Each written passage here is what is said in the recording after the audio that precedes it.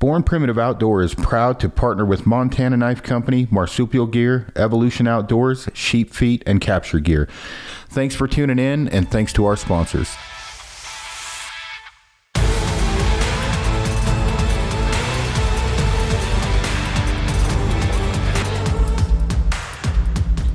What's up, everybody? Aron Snyder with Born Primitive Outdoor, and this is the Born Primitive Outdoor podcast. Today, I want to go over anything you could ever want to know about shelters, and specifically for backpacking and backpack hunting. Now, when I say that, I'm not going to be setting up every shelter I have or go through anything like that. I'm just going to be talking and answer pretty much the general questions and expanding on those that I get, meaning the difference between 3 and 4 season, when a bivy may be a great option. Some of my recommendations should be about 30 minutes. So out of the gate, when you're looking at shelters, you've got, again, vast options, 3 to 4 season, tarp, whatever. So the first thing I want to talk about is the difference between a 3 and a 4 season shelter, for one, and then talk about bivvies a little bit. So as far as the difference when you're looking at a 3 to 4 season shelter, generally the poles on a 4 season shelter are going to be, or should be, more durable than a 3 season shelter. So that's one. The next is the outer shell, or the canopy, whatever you want to call it, is going to be closer or touching the ground on a 4 season shelter. And generally, the internal portion of the 4 season shelter is going to retain more heat, or will basically be a different material than, mostly being bug net on a 3 season shelter. So 3 season, pretty much all bug net inside, ultralight material. Bathtub floor could be a little bit less rigid material. The outer wall, again, doesn't go all the way to the ground, and then the poles are lighter weight. Generally, not always, more guy outlines on a 4 season shelter as well. So those are the biggest differences. So you look at something like a Hilleberg Solo, which is, in my opinion, the most bomb-proof one-person shelter on the market. It's also heavy. I don't know. I don't have all the weights in front of me. You can Google it. I think it's 5 pounds, 12 ounces. It is a bomb-proof, again, in my opinion. If I had to pick one-person shelter to survive the apocalypse, it would be the Hilleberg Solo. But it is heavy. But that shelter will retain, and compared to even my 4 season MSR Access, and specifically a 3 season, my body heat is going to have the internal, the inside of a Solo. My body heat is actually going to keep the inside of that shelter warmer by at least 10 degrees from my testing, compared to a 3 season, shelter. So, and again, even some of the other 4 season shelters, depending upon how they're built. So that's something to look at, as far as what's going to be most applicable to you. And I'm going to go into explanations in much more depth and scenarios when you might be able to get away with one type of shelter, or when you may need to order or have all of the ones I'm going to be talking about. So that's the difference between 3 and 4 season. Now let's talk about bivvies, tarps, and floorless shelters. So in the case of a bivvy, there are multiple different types of bivvy, and the definition of a bivvy is pretty much a Gore-Tex coffin or a body bag. That's the redneck definition. Now, they do make hooped bivvies, the Big Agnes 3-wire bivvy. Black Diamond has a couple. Rab used to have one I really like. Now the one they have kind of sucks. But then you just have a non-hooped, just a standard climb inside bivvy. Outdoor Research has one. I think they have one called the Helium, maybe. I'm not sure. They're great in survival situations, and they can be good when paired with a tarp. Wouldn't be my first, second, or third suggestion on a backpack hunt. Maybe if you're doing a quick overnighter, the weather's going to be okay. But you just haven't lived until you've been stuck in a bivvy overnight in the rain, especially a standard bivvy, not a hooped bivvy. They condensate. That's a big negative side. Most all of them have some condensation. Foot box is going to potentially get wet from condensation, depending upon what type of bivvy and everything else. Now, again, in a survival situation, or potentially paired with a tarp, I don't think a bivvy is a bad idea. Where I do think someone should have a bivy, one, I think probably everyone should have a type of bivy, whether that be for a bug out bag just to have, a survival type thing in a base camp or in a camp in a car. Not a horrible idea.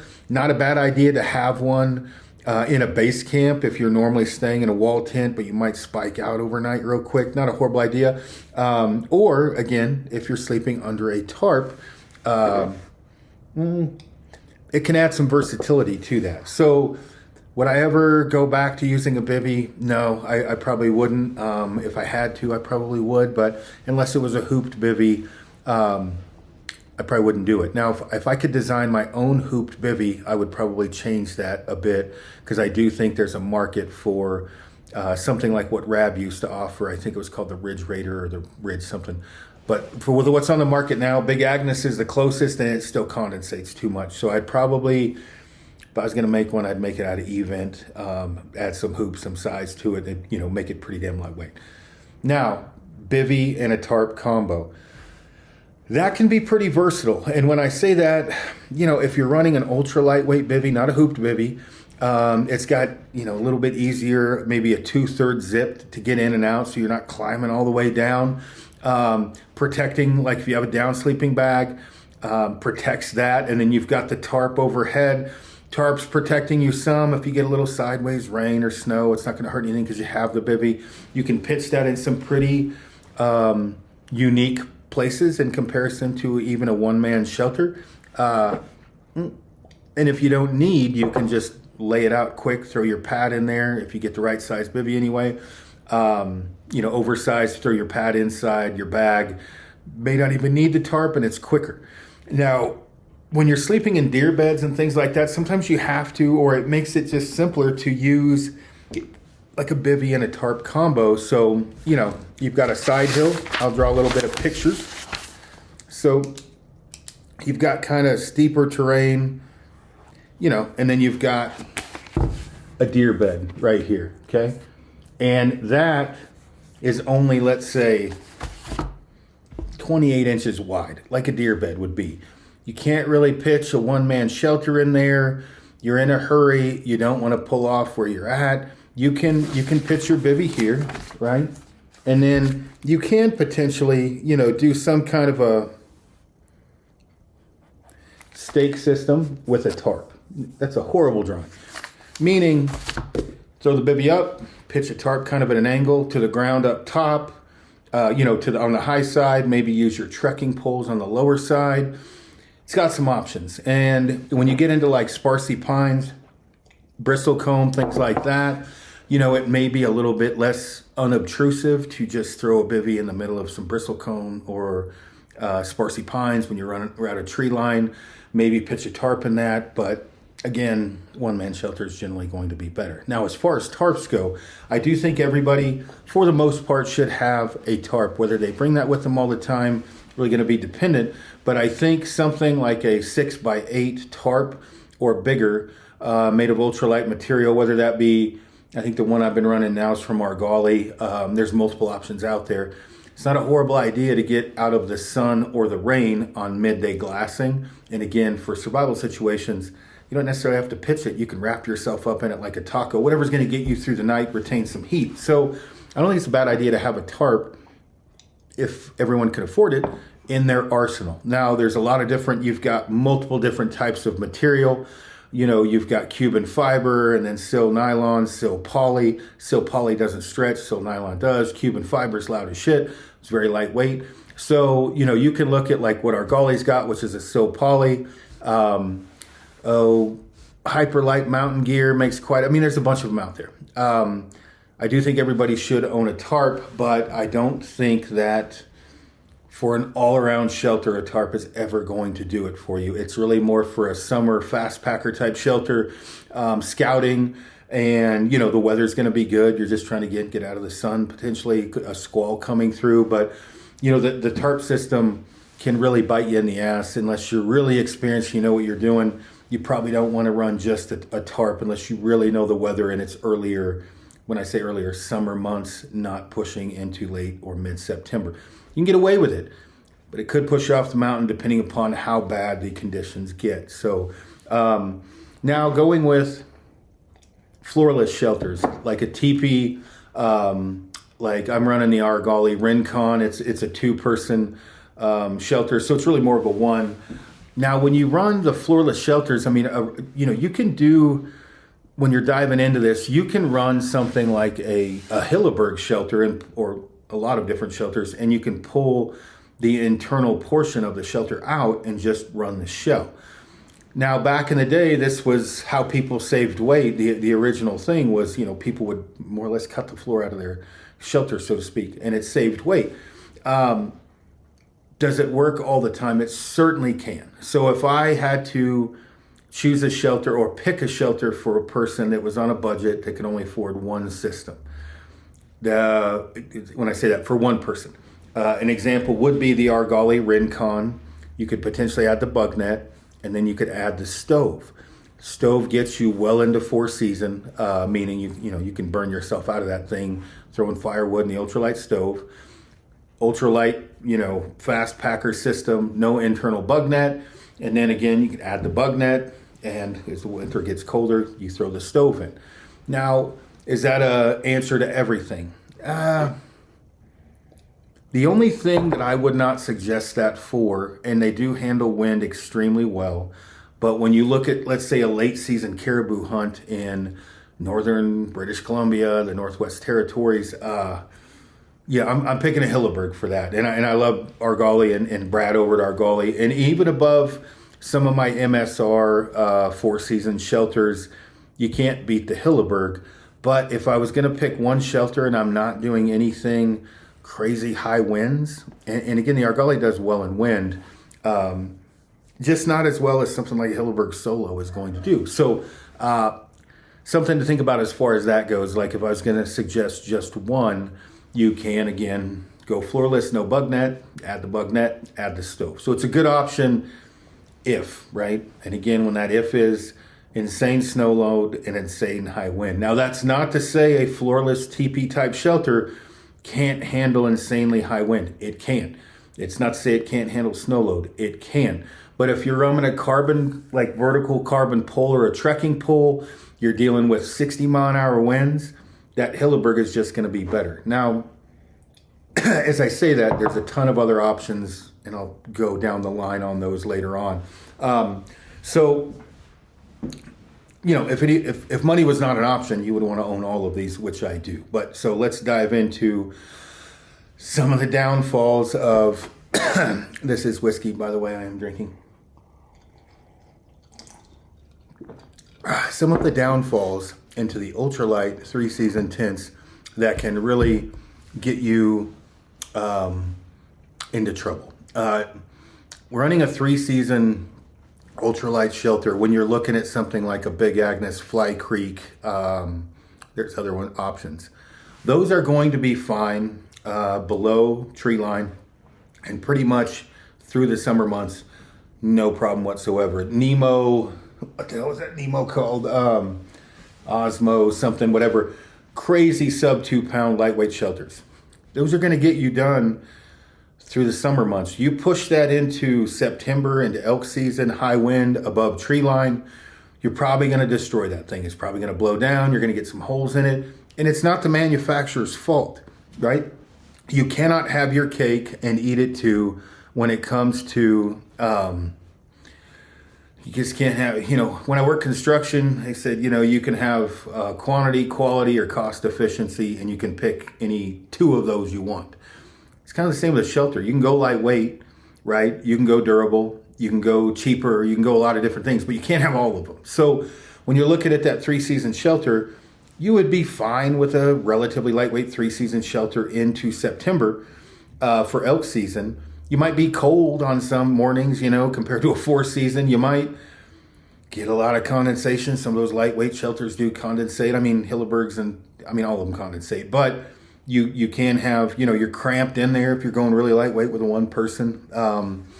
You can run into some problems with that. So when you go into the 4-season side of things, so you're like, you know what? I don't mind the extra weight. I'm going to carry a 4-season shelter. It just makes sense. Maybe, right? Where it doesn't make sense, they do condensate as well, especially if you set it up what I would say incorrectly, like condensated grass. For example, you set that thing up in grass, it's going to condensate, it's going to be dripping inside. Eventually it will leak through your internal, shell or whatever. So it also it's fucking hot, right? If you set up a 4-season shelter in July, you might die of a heat stroke. So those are things to think about. And you can pull that internal portion out of a lot of the 4-season shelters, but it's going to condensate just as much and drip even more because you don't have that protective layer inside. So while you can pull that internal portion out and save some weight, and when I say that, again, trying to do a one-do-all, you could do that with a 4-season shelter, pull the internal part out, set it up floorless style, and get away with that. You're just going to get some condensation. Now, the weight-wise, what we're talking about here may not seem that much. Ultra lightweight shelter, pushing into 2 pounds, maybe just over 2 pounds, 3 ounces. Comparison, even a Hilleberg Acto is like 3 pounds, 6, 8, 10 ounces, whatever it is. And I'm talking one-person shelters. Ounces make pounds make paint.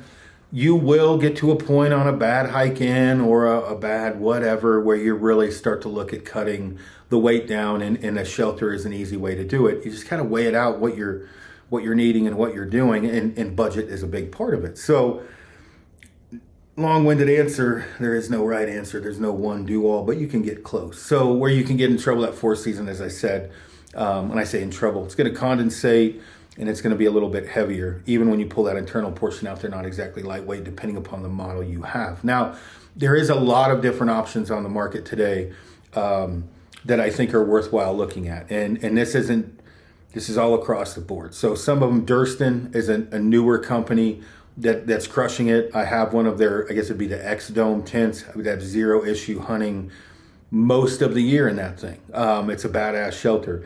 The MSR Axis Hub, I've used those a bunch. A lot of the different Nemos I've tried. All of the Hillebergs I've used. Tarp tent, the Scarp 1 and 2. They make a ton of other shelters, and I can't remember all the names of them. Those are good options as well. And then Big Agnes Copper Spur is a great all-around shelter to get you through the earlier fall months. When I say that, obviously, without snow load happens. So, I'll give you an example. I was guiding sheep hunters this year with my buddy Blake, and we had to spike out from our base camp for several days. I mean, the hunt was not going well. We weren't finding sheep where they normally find them. And I had 2 shelters. I had an MSR Axis 1-person and an MSR Hubba 1-person. I gave Blake the Axis. It's orange. It's bright as shit. You can see it from 19 miles away. And then I had the Hubba. We hit horrible wind.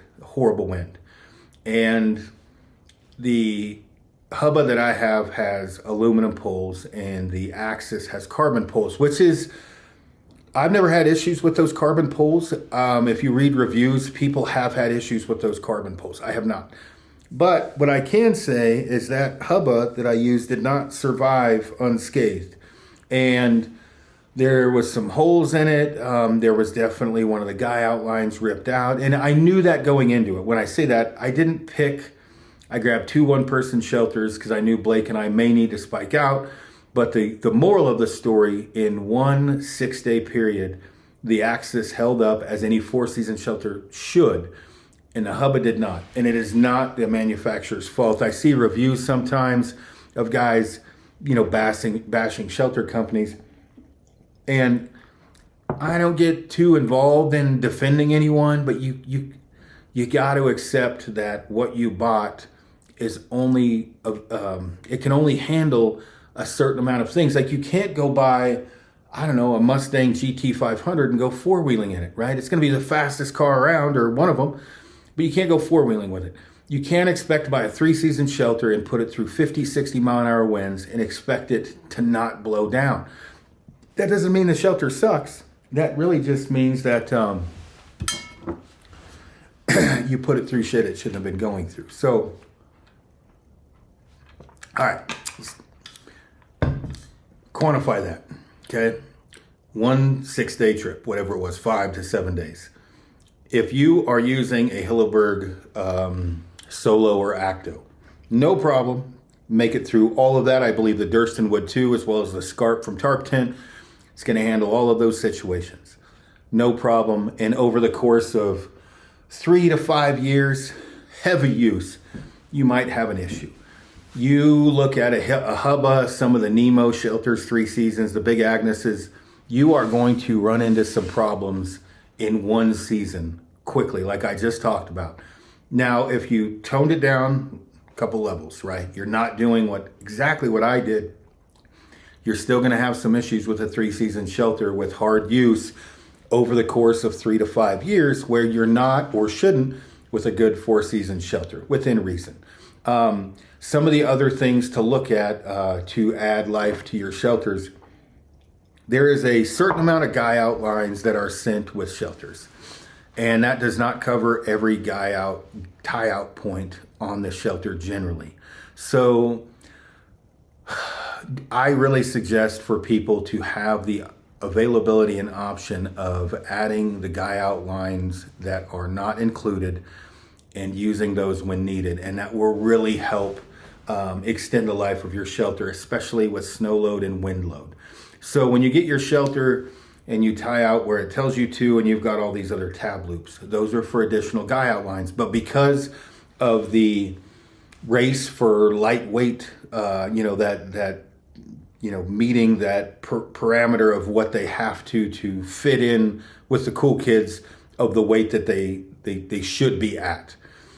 They have to, I wouldn't say cheat is the right word. They just don't want to add extra guy out lines because most people may or may not need those. They probably won't unless they're really pushing, the outer edges of what that shelter is made for. And so I would suggest learning to, get some 2.3 millimeter or 1.8, but probably 2.3 millimeter guy outline.